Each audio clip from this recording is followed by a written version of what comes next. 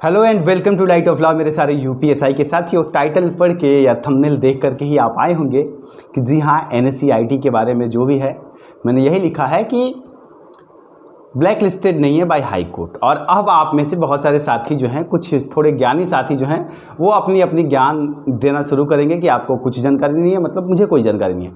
पर कानून का विद्यार्थी होने के नाते मैं आपको कुछ बातें आज बताता हूँ, और ये मैं नहीं कह रहा हूँ, ये हाई कोर्ट का जजमेंट कह रहा है, इसलिए अब आपको थोड़े ही देर में वो स्क्रीन पर दिखने भी लगेगा।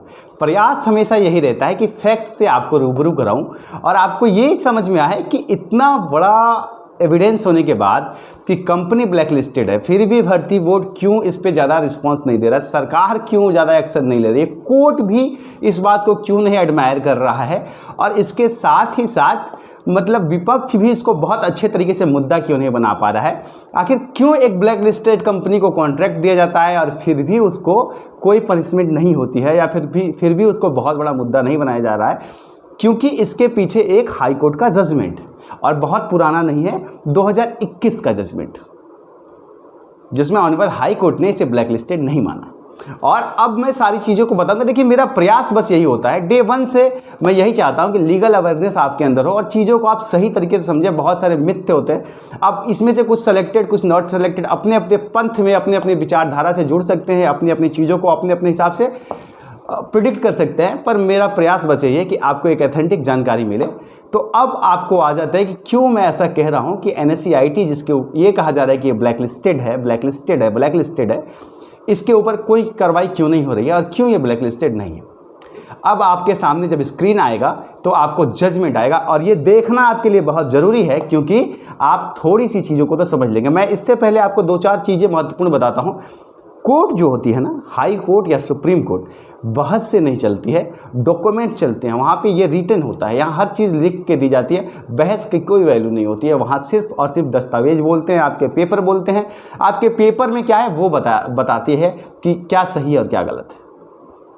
तो ये जो पेपर है, अब जब आपके स्क्रीन पर जा रहा है, अब आप देख सकते हैं, Pooja Thapaliya and others versus state of Uttarakhand and other on 10 सितंबर 2021। मतलब बहुत पुराना मामला नहीं है। High court of Uttarakhand at Nainital, writ petition 6615 of 2021, Pooja Athwaliya versus state of Uttarakhand, mister Vinay Kumar advocate for the petitioner. ये आपको कॉपीज अब आपको मेरे टेलीग्राम ग्रुप में मिल जाएंगी, जहां से आप ब्रीफ कर सकते हैं। लिंक्स मैं आपको डिस्क्रिप्शन में दे दूंगा। तो ये केस अब आप देख रहे हैं। अब आपके ये तो मैंने आपको पहला स्लाइड दिखाया है। अब आपको मैं दिखाता हूं इस केस का जो महत्वपूर्ण चीज़ है। बाकी जजमेंट की कॉपी मैं आपको दे दूंगा। आपको मैं आपके स्क्रीन पर दिखा रहा हूँ, थोड़ा सा इंतज़ार कीजिए। ये आपको देखना चाहिए कि इसमें असल में क्या लिखा है। हाँ, अब आप यहाँ पे देखिए क्या लिखा है, जो हेडिंग में लिखा हुआ है, NSCIT has never been blacklisted, they have ever conduct examination in a very fair manners. ये चीज़ जो है आपको अब यहाँ दिख रही होगी, जो कि एनएससीआईटी ने अपनी तरफ से दावा किया, और इसको अब जो है आपको दिखेगा ये। जस्ट अ मिनट, थोड़ा सा इंतज़ार कीजिए। अब आपको ये दिखेगा कि हाई कोर्ट ने क्या किया उसके बाद।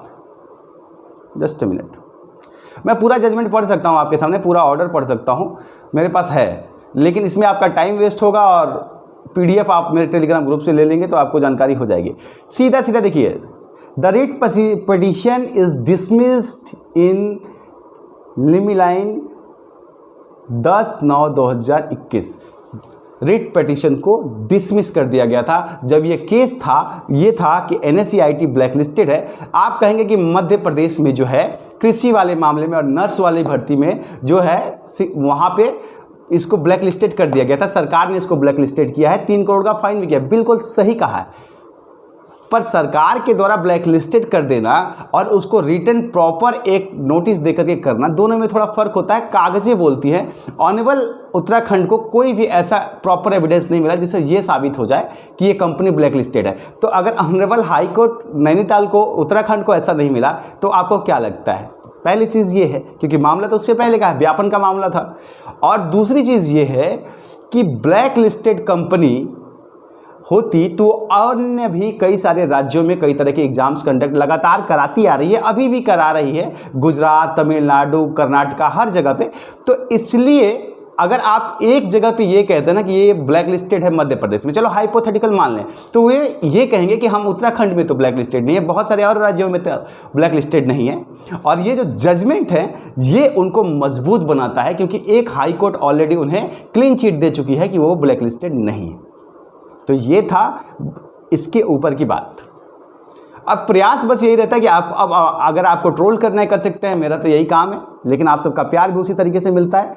अब आ जाते हैं इस भर्ती के दूसरे परिपक्ष में कि अब जो है आप देख रहे हैं कि 100 से ऊपर लोग जो हैं वो पकड़े जा चुके हैं, और इसके साथ साथ ये कहा जा रहा है कि अब ये भर्ती रद्द हो जाएगी, क्योंकि हो सकता है अगर 10% मिलते हैं तो भर्ती को रद्द कर दिया जाएगा।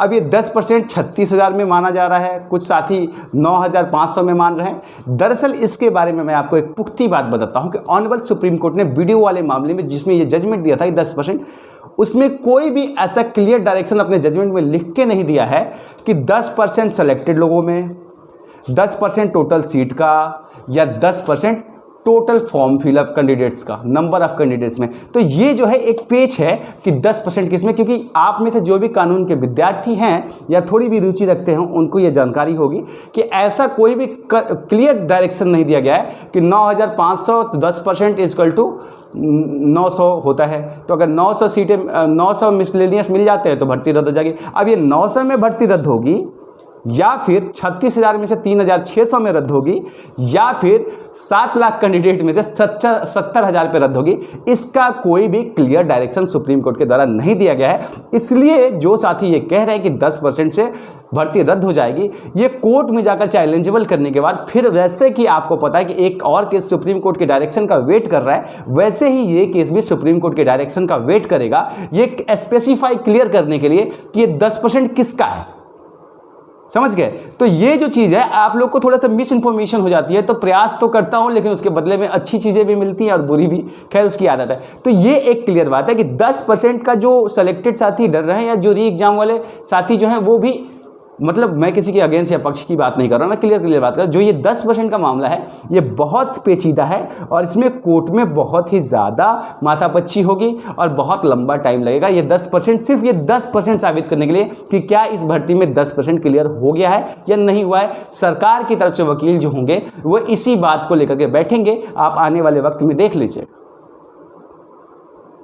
तो ये जो 10% है इसके लिए थोड़ा आप इंतजार कीजिए, क्योंकि अभी इसका कोई क्लियर डायरेक्शन नहीं है। हो सकता है इस मामले में एक क्लियर डायरेक्शन आ जाए। अब एक और पक्ष की बात कर लेते हैं कि क्या SIT या री एग्ज़ाम की बात जो हो रही है, क्या री एग्ज़ाम का कोई आसार अभी नज़र में आ रहा है? देखिए साथियों, मैं आपको कोई भी गलत या कोई भी झूठा दुलासा आज भी नहीं दूंगा, चाहे वो आपने, मुझे पता है कि बहुत सारे साथी हाई कोर्ट जा रहे हैं, लेकिन मैं ये कहूँगा कि हाई कोर्ट में आपको पता है कि इलाहाबाद हाई कोर्ट में भी ऑलरेडी केस चल रहा है। One of the best advocate is pursuing the case, पर टिल नाउ आप देख रहे हैं सेम यही सर्कमस्टेंस हो सकता है कि लखनऊ में भी हो कि आप इसको PIL में कन्वर्ट कीजिए और PIL में कन्वर्ट करने के बाद से फिर एक बार आइए। और उसके बाद एक और चीज़ है कि पूरे भर्ती, पुलिस प्रशासन की भर्ती को लेकर एक मामला सुप्रीम कोर्ट में चल रहा है। तो ये भी कहा जा सकता है कि चूंकि ये मामला ऑलरेडी सुप्रीम कोर्ट में चल रहा है कि भर्ती कैसी होनी चाहिए, किस तरीके से होनी चाहिए इस मामले में, तो इसलिए इस भर्ती को ना सुना जाए। तो ये भी एक लंबी प्रक्रिया है। इसलिए जो साथी री एग्ज़ाम की आस में बैठे हैं, मैं उनसे सिर्फ ये एक निवेदन करूंगा कि आप लोग अपनी पढ़ाई को भी फर्दर आगे लेखपाल की तैयारी के लिए या बाकी कंस्टेबल के लिए, जैसा कि आपको पता है कि एज रिलैक्सेशन के लिए लगातार हम लोग प्रयास कर रहे हैं। जैसे ही नोटिफिकेशन आएगा, अगर एज रिलैक्सेशन नहीं मिलती है, हम उसको चैलेंज ज़रूर करेंगे। तो आपको उसके लिए भी अपनी तैयारी करते रहना चाहिए। बाकी आप सबकी मर्जी है। मेरा काम था आज आपको एक लीगल गाइडेंस दे देना, इसलिए आज की बातें थोड़ा लीगली ज़्यादा हो गई। मैं चाहूँ तो ऑर्डर आपके सामने पढ़ सकता हूँ, लेकिन आप ऑर्डर मेरे टेलीग्राम से ले लीजिएगा, ठीक है? तो उम्मीद करता हूँ कि आप लोगों को बहुत सारी चीज़ें क्लियर हुई होंगी आज। और मेरे साथी बलवंत ने मुझे ये ऑर्डर दिया था, मैं नाम मेंशन करना भूल गया था, कि आप एक बार देख लीजिए सर। तो मैंने देखा और मुझे लगा कि आप सबको भी ये जानकारी होनी चाहिए। तो thank you Balwant for this. और आप सबकी मर्ज़ी है, अगर आप चैनल पे नए हैं, मर्ज़ी है आपकी, सब्सक्राइब कर सकते हैं, बेल आइकन दबा सकते हैं, बाकी आपकी मर्ज़ी है।